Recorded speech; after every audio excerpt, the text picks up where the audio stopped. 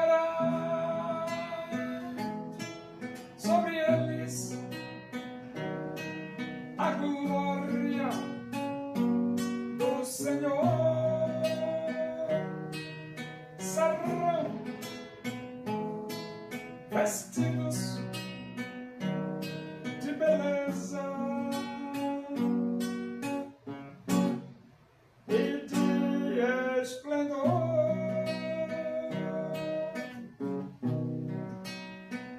Receberão um corpo glorioso, a semelhança do corpo do Senhor.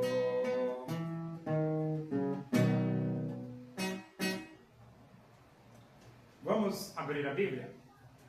Epístola de Paulo a Tito, capítulo 3. Vamos ler do versículo 1 até o versículo 11. Diz assim: Lembra-lhes que se sujeitem aos que governam, às autoridades.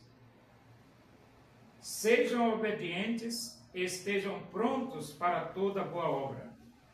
Não difamem a ninguém, nem sejam altercadores, mas cordatos, dando provas de toda cortesia para com todos os homens. Pois nós também outrora éramos nécios, desobedientes, desgarrados, escravos de toda sorte de paixões e prazeres, vivendo em malícia e inveja, odiosos e odiando-nos uns aos outros. Quando, porém, se manifestou a benignidade de Deus nosso Salvador e o seu amor para com todos, não por obras de justiça praticadas por nós, mas segundo sua misericórdia, ele nos salvou mediante o lavar regenerador e renovador do Espírito Santo, que ele derramou sobre nós ricamente por meio de Jesus Cristo, nosso Salvador, a fim de que, justificados por graça, nos tornemos seus herdeiros, segundo a esperança da vida eterna.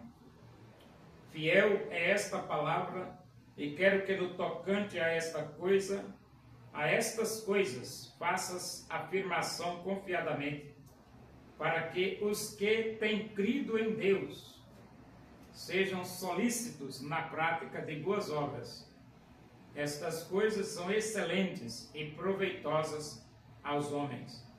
Evita discussões insensatas, genealogias, contendas e debates sobre a lei, porque não têm utilidade e são fúteis. Evita o homem faccioso, depois de admoestá-lo primeira e segunda vez, pois sabes que tal pessoa está pervertida e vive pecando, e por si mesma está condenada. Então, as autoridades devem ser respeitadas? Devem. Mas as autoridades podem ser repreendidas? Podem ser repreendidas. Porque todas as autoridades, elas devem estar alinhadas com o governo de Deus, porque Deus governa as nações. E quando qualquer autoridade esteja desalinhada com o governo de Deus, ela causa tumulto social. Por que tumulto social?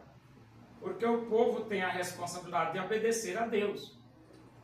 E a autoridade está desalinhada com Deus, aí cria tumulto, porque a autoridade quer que o povo obedeça as autoridades. E a autoridade desobedecendo a Deus, fica difícil, porque ninguém vai querer desobedecer a Deus para obedecer o homem. É como o apóstolo Pedro falou: importa-nos obedecer a Deus do que aos homens. Mas isso significa dizer que as autoridades têm que estar alinhadas com Deus.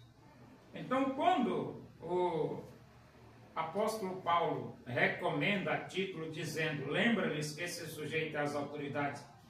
Aos que governam, lembra-lhes que se sujeitem aos que governam, às autoridades, é que as autoridades devem estar alinhadas com Deus. Se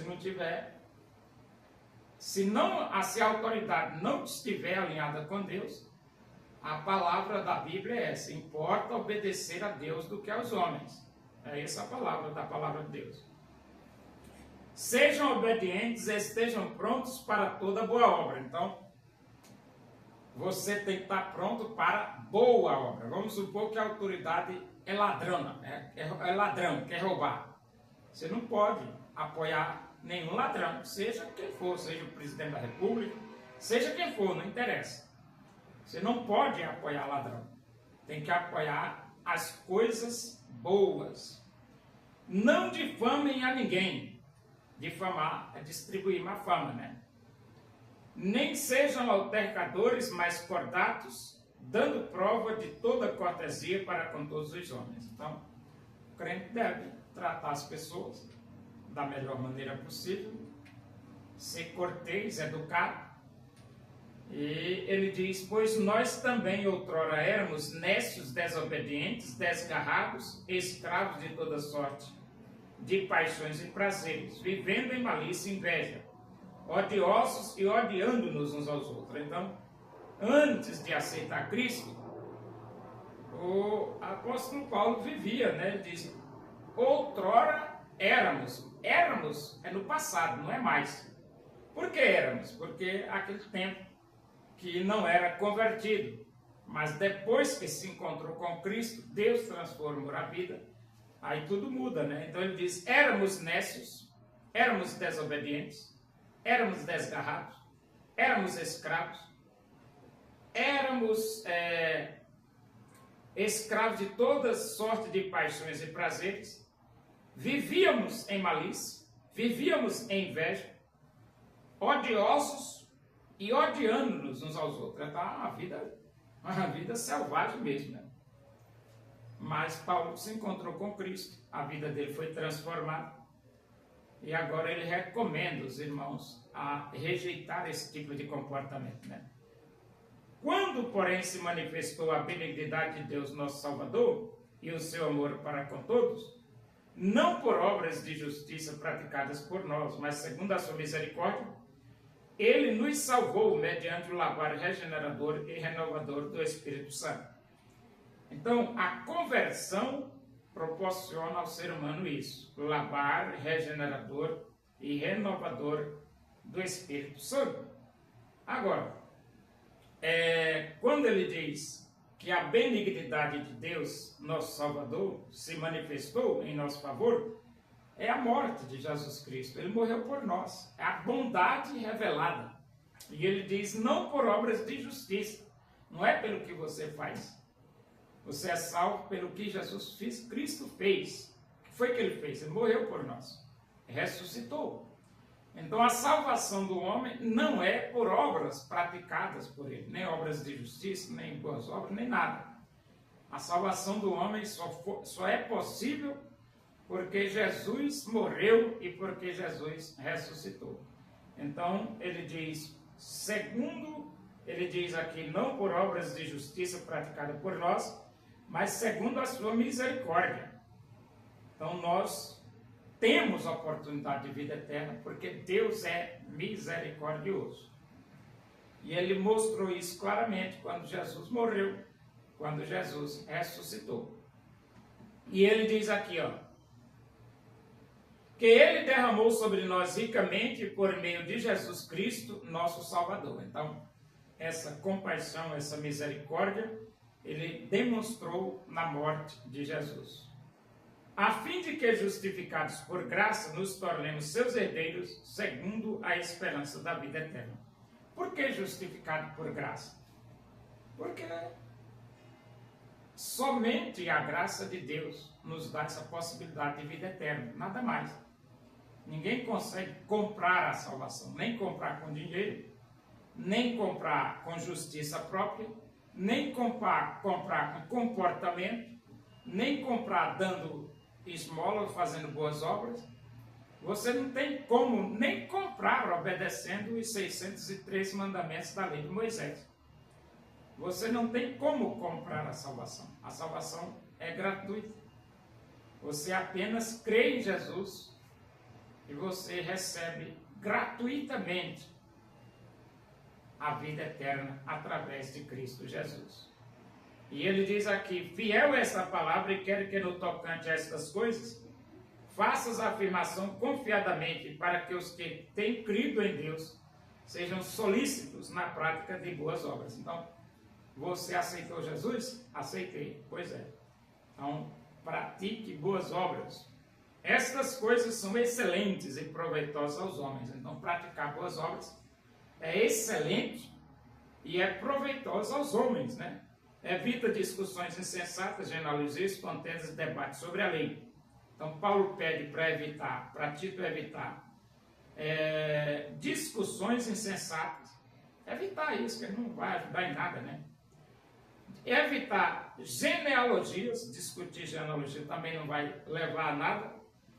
Evitar contendas e debates sobre a lei, evita tudo isso, porque não tem utilidade, são fúteis. Então, o obreiro não deve estar perdendo tempo com discussão ou discussões. Não.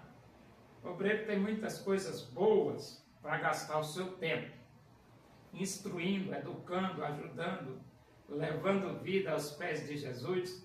Você vai perder tempo discutindo. Evita o homem faccioso depois de admoestá-lo primeira e segunda vez. Então, o camarada é faccioso, você admoesta a primeira, a segunda. Se ele não atender, evita ele, né? E ele diz, pois sabes que tal pessoa está pervertida e vive pecando, e por si mesma está condenada. Então, esse homem faccioso, ele deve ser descartado. Por quê? Porque ele não quer, está pervertido.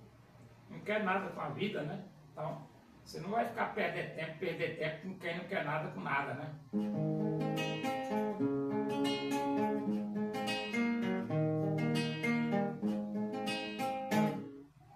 Porque Deus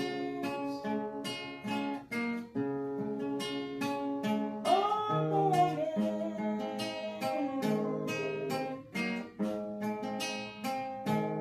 e deseja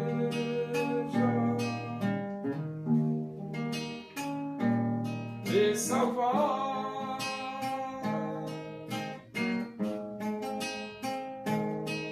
seu filho, morreu na cruz,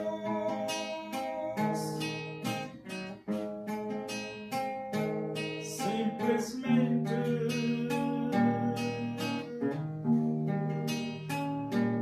por te amar. Oremos, agradecemos a Deus por esse momento, na tua presença aí, que o amor de Deus, a graça do nosso Senhor Jesus Cristo, a comunhão e a consolação do Espírito de Deus seja com todos nós aqui e com todo o teu povo em toda a face da terra, hoje e para sempre. Amém. Boa tarde, que Deus os abençoe.